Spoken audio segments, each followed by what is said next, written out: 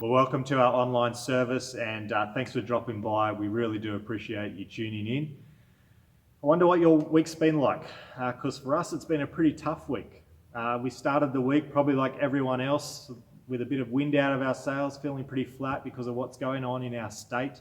And for us here in Shell Harbour this week, it's kind of crept more local, and so it's become kind of bigger in our community as well. And so everyone is feeling a bit flat, but this week we just received news after news, it felt like, of some tragic things that have been going on, from the worldwide news of what's happened in Afghanistan to some more things closer to home with friends and other loved ones that we know, and decisions that they've made or accidents that have happened. And we had the wind knocked out of our sails.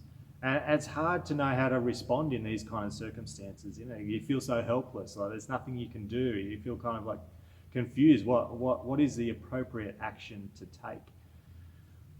I always take comfort in the fact that there is prayer.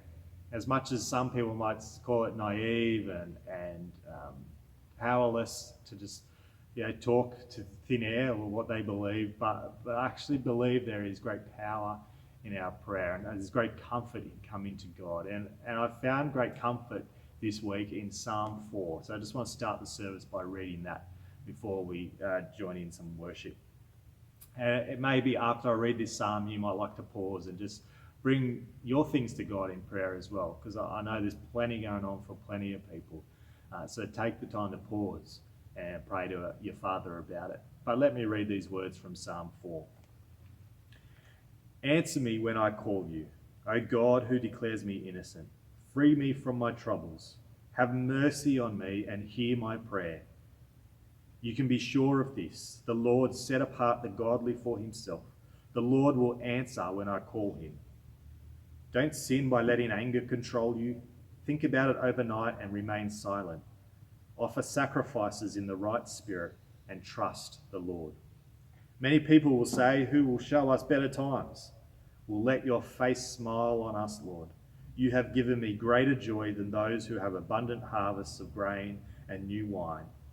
In peace, I will lie down and sleep, for you alone, O Lord, will keep me safe.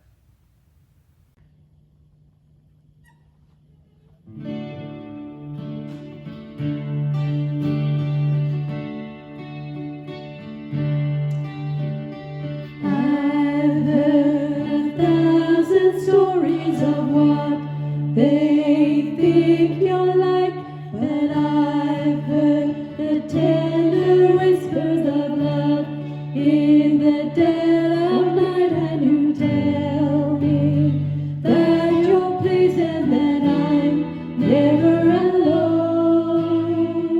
You're a good, good Father, it's who you are, it's who you are, it's who you are.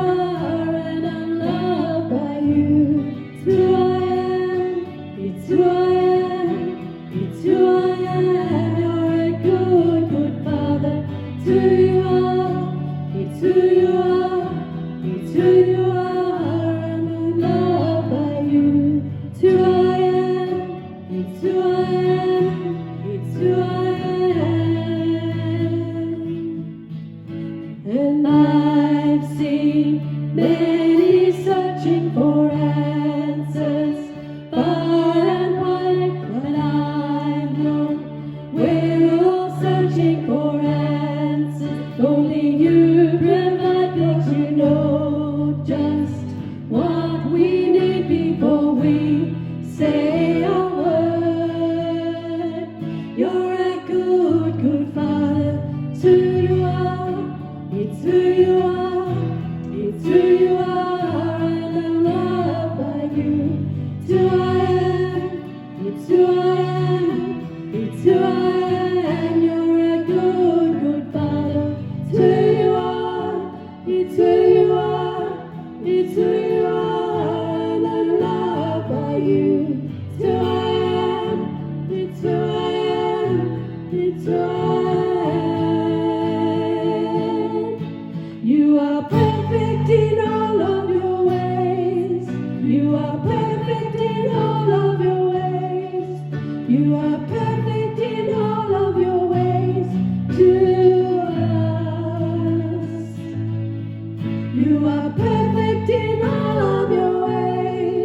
You are perfect in all of your ways. You are perfect in all of your ways to us. You're a good, good Father. It's who you are. It's who you are. It's who you are. And I'm loved by you. It's who I am. It's who I am. It's who I am.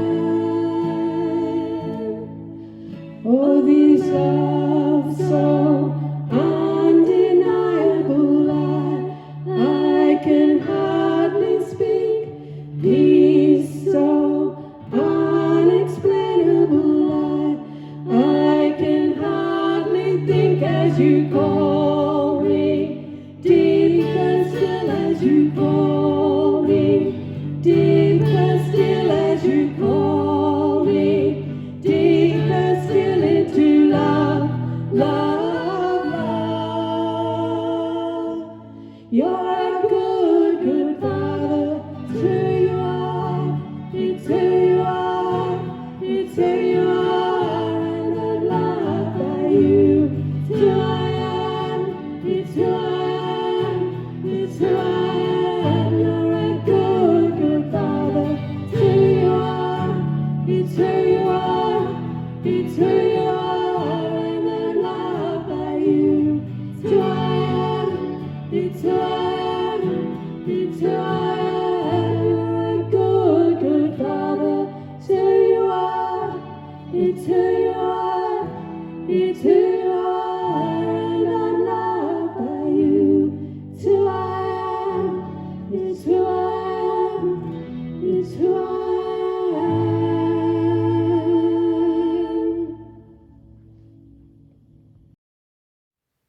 When Jesus noticed that all who had come to dinner were trying to sit in the seats of honor near the head of the table, he gave them this advice. When you're invited to a wedding feast, don't sit in the seat of honor.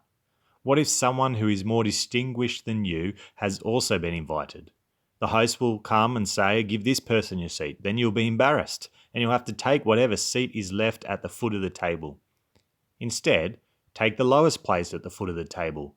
Then when your host sees you, he will come and say, "Friend, we have a better place for you." Then you'll be honored in front of all the other guests. For those who exalt themselves will be humbled, and those who humble themselves will be exalted. Then he turned to his host. "When you put on a luncheon or a banquet," he said, "don't invite your friends, brothers, relatives, and rich neighbors, for they will invite you back, and that will be your only reward. Instead, invite the poor, the crippled, the lame, and the blind. Then at the resurrection of the righteous, God will reward you for inviting those who could not repay you."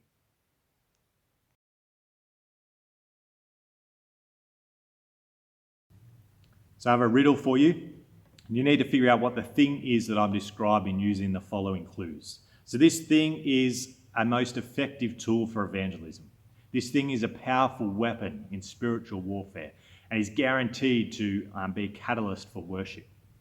This thing is a potent fertilizer for the fruits of the Spirit, and it's actually a significant way for us to combat community issues like disengagement, isolation, depression, and anxiety. This thing is a bridge that connects fractured groups or classes of society. And this thing will undoubtedly grow your mind and develop your soul. And this thing, well, this thing is something that majority of us have in our homes. So what is this thing? And now it's not the Bible, it's another thing. Let me give you one more clue. Today we finish our series on spiritual gifts by looking at the spiritual gift of hospitality. And so that thing, well, that thing is the table. And I've become convinced this week as I prepared this message that the table, even though most Christians I know have one, is probably the most underutilized resource for Christian living, for fulfilling the mission of God. Because really, in its essence, hospitality is pretty simple. Gathering people around your table is not that difficult. And yet it can be profoundly powerful. In fact, hospitality is a dynamic expression of vibrant Christianity. If you have a vibrant faith, then there is a high chance that you will be a hospitable person. And like the gift of evangelism, the gift of hospitality, while some people are especially gifted in it, it is the responsibility of everyone. Almost everyone has a table. It's everyone's responsibility to be hospitable. Now, unfortunately for you, you're probably going to hear a lot more about this because this week I was personally challenged and encouraged to make hospitality a much more prevalent expression of my faith. But not just because it touched me personally. You're probably going to hear a lot more about it because I'm convinced that it's 100% key for us as a church to grow. You see, one of the visions, the pictures that is given often that we want to grow into as a church is that as the family of God, we want to be like a sanctuary for those who are hurting and broken and lost and have been wounded in some way. And for us to be this sanctuary where they find healing and restoration and once again have this kind of life well up and joy well up within them. And that's a fantastic picture. I love it. And I think God delights in that being what we hope to be and long to be. But we're not going to be that unless hospitality is central to all that we do. 1 Peter 4:9 says, offer hospitality without grumbling. And so it's got to be not something that we just do because we've got to do it. It's got to be our delight and our joy to be hospitable to everyone around us. And let me get one thing straight before we go further into this gift of hospitality. And that is that the gift of hospitality is not fellowship. You see, the Greek word for hospitality is love for stranger or love for the foreigner. I'm not saying fellowship is not part of what we should be as the family of God. We are the family of God, and so absolutely we should be fellowshipping. We should be gathering and eating and rejoicing together. We should be in each other's lives in a significant way.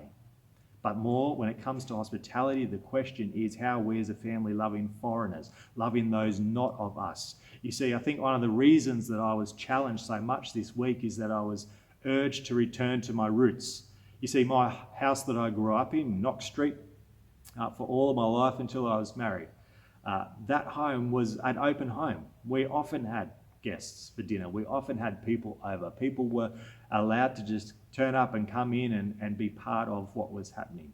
Our neighbours, those with kids particularly, we were in each other's homes all the time. But my parents would deliberately hold these gatherings for people. And when I look back, most of those gatherings were not of people within our church. They were people outside. And that was a deliberate choice of my parents to choose to be hospitable to those that were foreign, those not of us. And so, that's why I'm eager to keep speaking about this. That was my experience.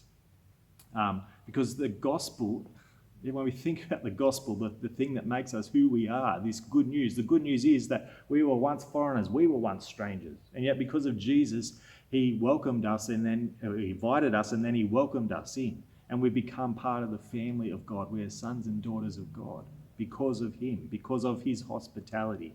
And in this parable that Jesus tells, he says, don't just invite those that you would normally, your friends and your family and those that would benefit you to invite. Invite those who are usually uninvited, those who are not asked to come and have dinner parties. Invite those kinds of people, because then your reward isn't just a return favour. Your reward you receive at the resurrection of all people. And so hospitality is really a gateway to the grace of God. Those people that were coming at my place at Knox Street, well, a bunch of them found Jesus. And a bunch of them still to this day, even though they don't go to church, they have somewhat of a faith, somewhat of a relationship, at least somewhat, they still to this day have conversation with my parents about faith and meaning and what's going on in life. That hospitality has had significant impact on those people's lives. And this isn't just a New Testament thing. This is not just a thing since the good news of Jesus arrived. This has been a thing for the people of God from the very moment he started his covenant. You see, he started his covenant with Abraham and he said, I'm going to bless you and your descendants so that you will then bless the nations. And so one of the commands that was given in Leviticus 19:33 to 34 says, when a foreigner resides among you in your land, do not mistreat them. The foreigner residing among you must be treated as your native born. Love them as yourself, for you are foreigners in Egypt, and I am the Lord your God. saying, remember, you were foreigners and I've now made you this nation. You are my people. You are no longer foreigners. So do not treat the foreigners harshly. Do not mistreat them. Do not treat them any different as if they were your own. So hospitality is love of stranger, love of foreigner.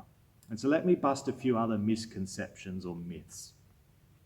The misconception that it's about entertaining, that my house has to be clean and perfect, and it's got to be chic looking, it's got to be a kind of, this spectacular house like it's just come off the pages of the Domain magazine, or I have to have skills that would see me as a MasterChef contestant. I've got to be this spectacular cook. I mean, when I look at the meal that Jesus cooked his disciples, a hospitable act after he was resurrected. They're out fishing, he's cooking them breakfast, but he cooked them fish. He cooked them fish for breakfast. Who eats this fish for breakfast? Joking aside though, we don't need to be perfect cooks. We don't need to have the perfect house, because hospitality is not about impressing. It's not about entertaining. It's actually about looking out for the interests of others, not being self-serving, but looking out for the interests of others. Can we be generous in that? Yes, absolutely. And I think hospitality calls us to be generous in our love and service to others. But at its heart, hospitality is not an extension of wealth. It is an extension of self, regardless of our means, whether that's means financially or our means in terms of the place we have, or our means in terms of how glamorous it is. You see, many people have the same story I do. I went to Lichinga in Mozambique, and there was this little village on the outskirts of the town, and a family there invited me into their hut for dinner. And this hut was just a mud hut, dirt floor, nothing in it, except this tiny little table on which they laid out some scrawny looking pieces of chicken and this kind of rice mixture and some beans, I think it was. And that was their meal. And we ate the meal, and we thanked them very much, and they were very hospitable, even though I couldn't speak their own language. It was a difficult conversation with interpreters, but it was a great time. And as we were leaving, the missionary I was with said, do you realise that chicken they would only have once, maybe twice a year? That was like a special deal. These people that had nothing had given me the prized meal of their year. Generous, not out to impress me, but just to honour, to put my needs above those of their own. It wasn't about entertaining, it was about embracing the relationship and the togetherness over that meal. One of the other misconceptions is that I need a house of my own. My previous church, there was like some 100-odd young adults in the church, and often I heard this, I still live with my parents, or I'm in a share house with 2, 3, 4 others, and so it's awkward to just have people over.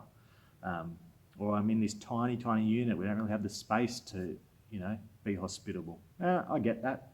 I hear some of the hurdles that are faced in that. But let me ask you a question. Was Jesus hospitable? I reckon you're answering yes to the TV screen right now. Well, where's the stories about him inviting people into his house, into his home?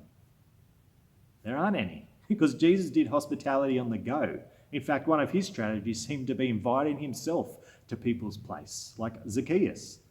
And when he was in their space, there was something about Jesus that was hospitable, that opened up those conversations and opened up their lives, that he could then speak into it.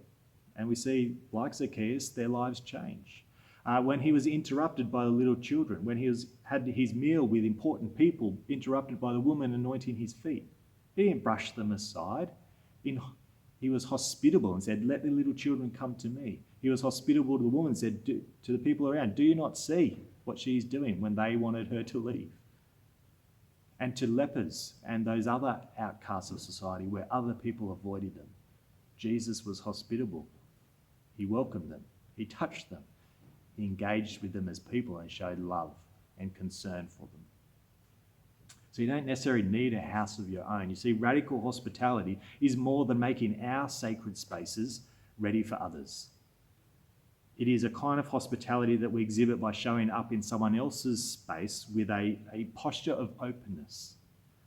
This is what radical hospitality looks like when we enter the places of pain in our communities, listening and learning and serving those people. So even if you don't have a house of your own, or it's difficult to open that up to others, you can be hospitable in local cafes. You could be hospitable by going to some of our beautiful surrounds and having a picnic and inviting them along and, having the breaking of the bread over the picnic rug rather than a table. You can invite the least invited to the activities that you just go about doing. You go to movies, you go to sporting events, you go to the beach. When you're doing those things, who are the least invited people that you might invite along with you? That's hospitable. There's a myth that my house is my own. If I was to ask you what words describe your home, are they words that encourage hospitality?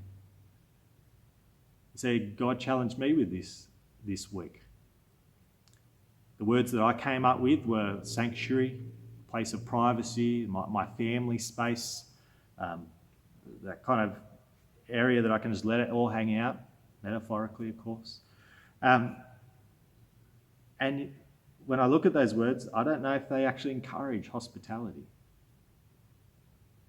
And yet, this is what I felt God challenged me with. He said, your house is one of the gifts that you have to steward the grace of God, to steward the purposes of God.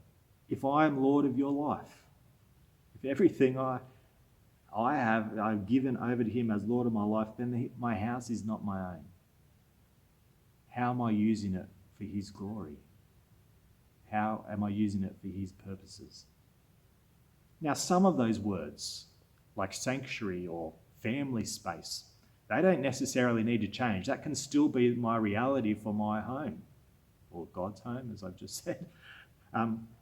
But if I inject that with openness, if I hold those things with a posture of openness, then that can actually be incredible for the gift of hospitality. I mean, there are hundreds, thousands of families out there that open their homes to foster children. They open their sanctuary, they open their family space to foster children. Why? Well, because those foster children then value the sanctuary, the family space. It invites them in.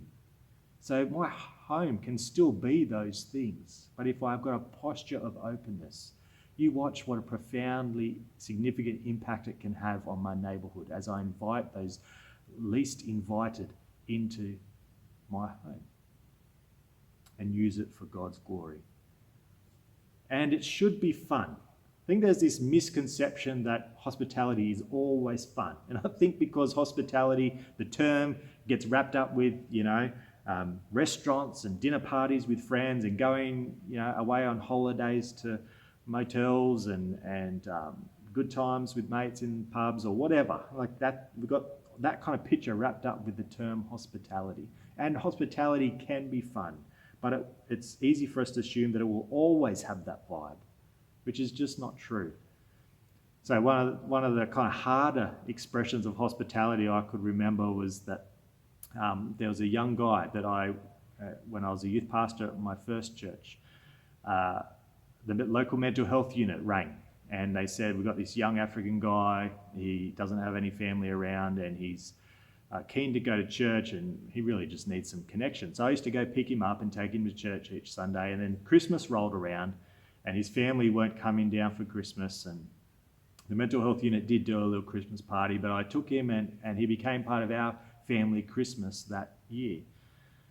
And the Christmas wasn't bad, there was good times and it was fun in some ways, but there was also an awkwardness and there was a difficulty. He wasn't the easiest kid to kind of relate with. Or a youth group that Linny and I used to be a part of. Part of our strategy was to have the young people to our house for dinner before we then went off to youth group. And so each Friday for a couple of years there, we would have some 30 odd young teenagers come and have dinner with us each Friday before we would then head up to church for youth group.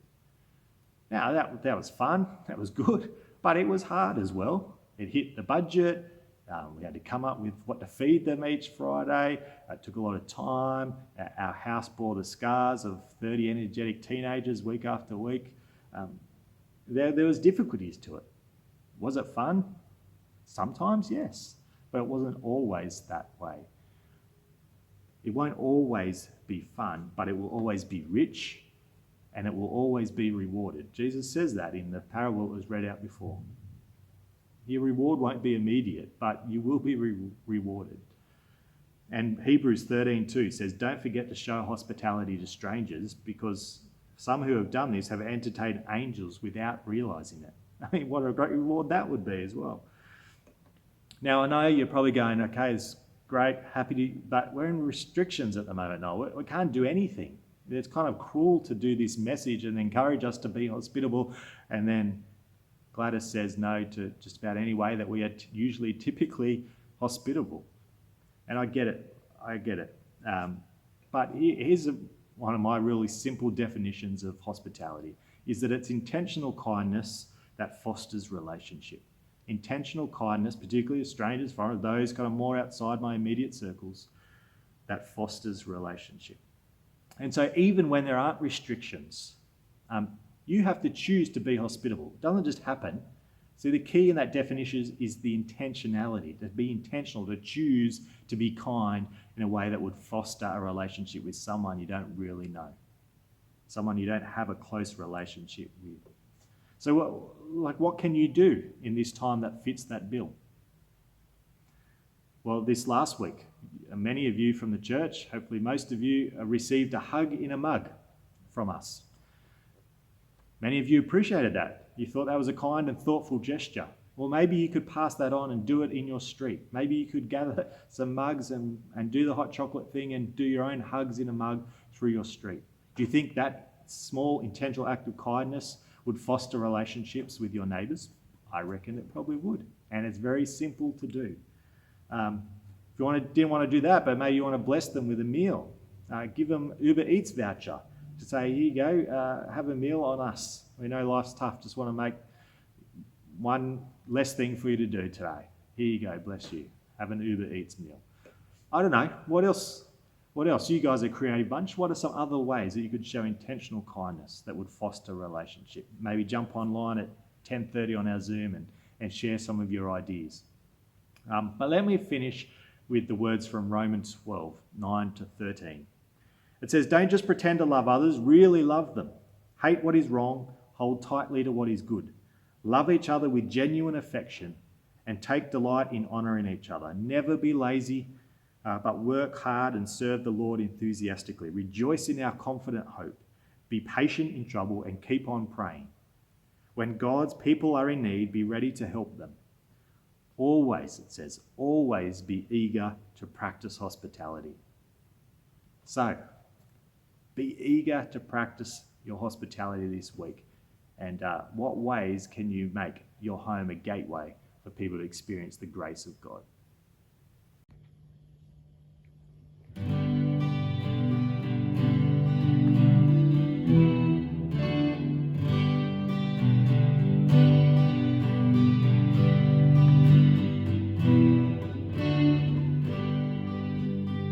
Who am I that the highest King would welcome me?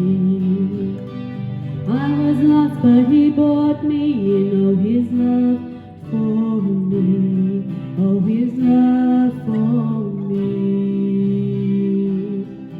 Who the sun sets free, oh, is free indeed.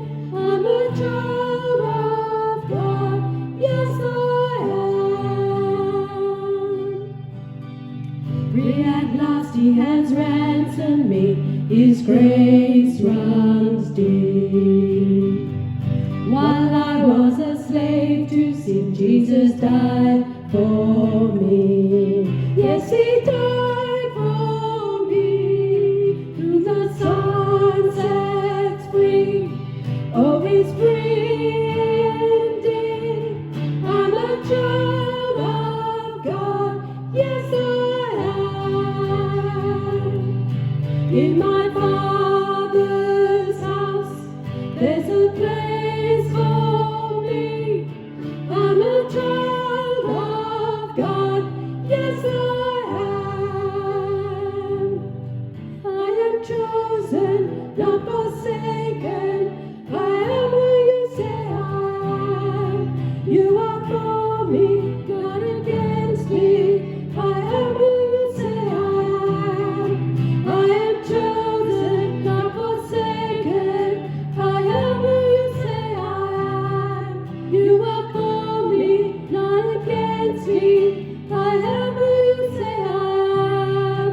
Yes, I am who you say I am. Who the Son sets free, oh, is free indeed. I'm a child of God, yes I am. In my Father's house, there's a place for me. I'm a child of God, yes I am. In my Father's house, there's a place for me. I'm a child of God, yes I am.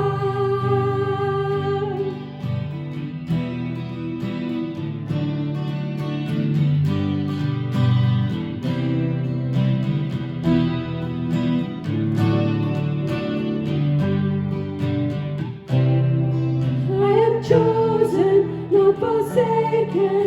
I am who you say I am. You are for me, not against me. I am who you say I am. I am chosen, not forsaken. I am who you say I am. You are for me, not against me. I am who you say I am. I am chosen, not forsaken. I am who you say I am. You are for me, not against me. I am who you say I am. Yes, I am who you say I am. Oh, I am who you say I am. Who the Son sets free, oh, he's free indeed. I'm a child of God, yes I am. In my Father's house, there's a place for me. I'm a child of God, yes I am.